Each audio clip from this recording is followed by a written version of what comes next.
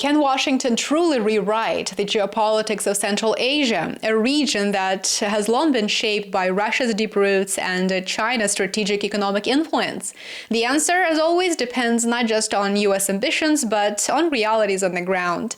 The C5+1 Summit, held in the beginning of November in Washington, brought together the leaders of Kazakhstan, Kyrgyzstan, Tajikistan, Turkmenistan, and Uzbekistan, the 5 Central Asian nations that form the heart, if you will, of the Eurasian continent.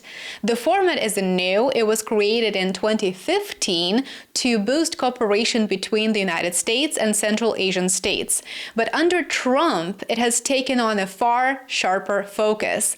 This time, the agenda is about rare earth minerals, about energy security, and strategic positioning. In other words, it's all about resources and power, the typical game.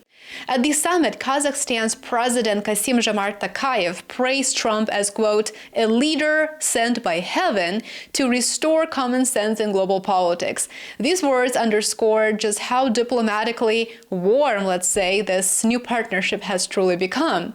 However, there is a new twist. There are new signals that Washington is now trying to build a broader regional architecture in Central Asia. Arguably, the most symbolic move came from Kazakhstan, which has just joined the Abraham Accords. Now, very quickly, for those who are not familiar, the Abraham Accords is the U.S.-brokered framework that normalized ties between Israel and several Arab nations. Kazakhstan is the first non-Arab but Muslim-majority country to do so, joining Israel, the UAE, Bahrain, Morocco, and Sudan.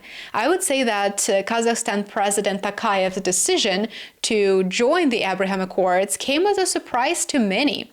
With Kazakhstan now being party to the agreement, it effectively stretches the accords beyond the Middle East, turning them into a platform for multilateral cooperation that now includes Central Asia. This is a win for Washington and Israel, no doubts about that. And on the flip side, one might argue that it is a warning to Moscow and to Beijing. Kazakhstan's decision might effectively expand the U.S.-Israeli influence network across Eurasia. It gives Washington a new diplomatic bridge to potentially counter both Russia's Eurasian Union and China's Belt and Road. It also sends a very quiet message to Turkey. If Ankara drifts too far from Washington or Tel Aviv, the United States can build an alternative path of influence through Central Asia's Turkic republics. Now, with that in mind, let's get back to the meeting in Washington. Trump has been very clear about his priorities. He sees critical minerals as effectively the new oil, the foundation of modern technology, EVs, defense systems, and economic sovereignty.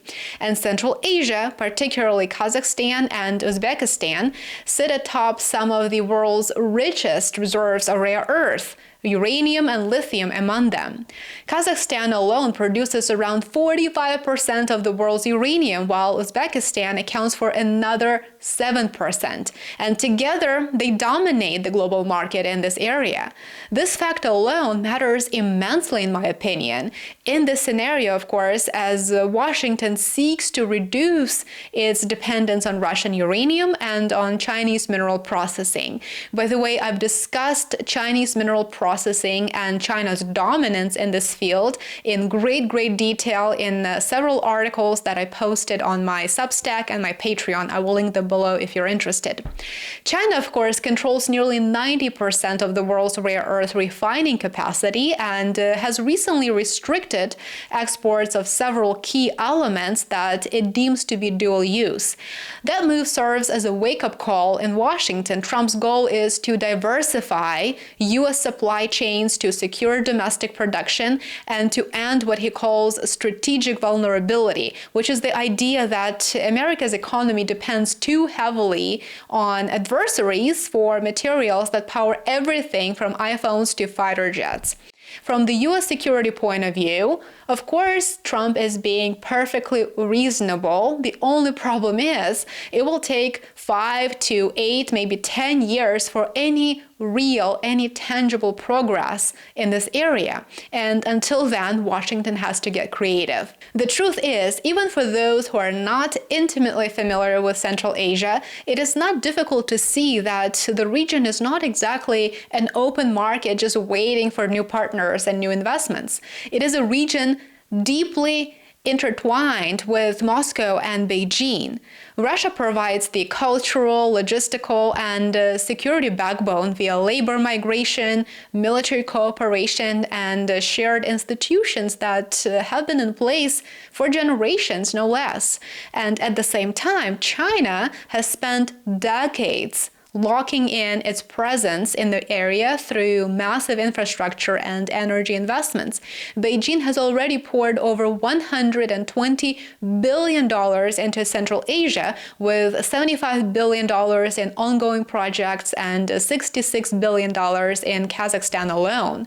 These are long-term commitments, 25 to 40 years in scope, and they have reshaped the region's economic map. Central Asia is unlikely to turn its back on Russia or China without Washington demonstrating an extreme level of political and economic commitment to meet their interests, which arguably Washington cannot do because that's really not what it's after. Central Asian leaders likely know that Washington isn't in for a long haul and won't stay around long enough to deliver, while China and Russia are reliable partners and the two great powers to be reckoned with. With that being said, the expansion of the Abraham Accords is a key factor here because it makes it clear that Trump's C5+1 strategy isn't just about resources. It is about challenging existing alliances in the region and effectively attempting to remap them. It is about creating an American-led architecture that links Central Asia, Israel, and select Middle Eastern partners under a single umbrella of trade, technology, and likely security cooperation. So in short, it is about turning the Abraham Accords into a Eurasian framework that would benefit only two states, the United States and Israel, of course. But the road ahead is very, very uncertain, as the key players in the region, Russia and China, can see right through the glossy veneer of economic promises made by the West. On top of it, let's hope that Central Asia isn't choosing sides. Its leaders should prefer a balanced approach. It would clearly benefit them to leverage existing relations, to leverage the relations between the West and the East, and to engage with all powers while committing to none. Falling into us versus them narrative would be a big mistake, which I'm sure is very clear to all involved. For Washington, it seems that developing economic ties would be a reasonable option with Central Asian states, but trying to influence the region's security architecture, to undermine alliances, and to change its politics would be a step too far. Let me know what your thoughts are on the subject. I would love to hear from you. Comment below.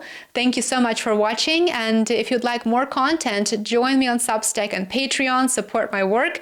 I appreciate every single one of you who has become a paid subscriber. Thank you, and I will see you back here tomorrow. Take care and have a great rest of your day.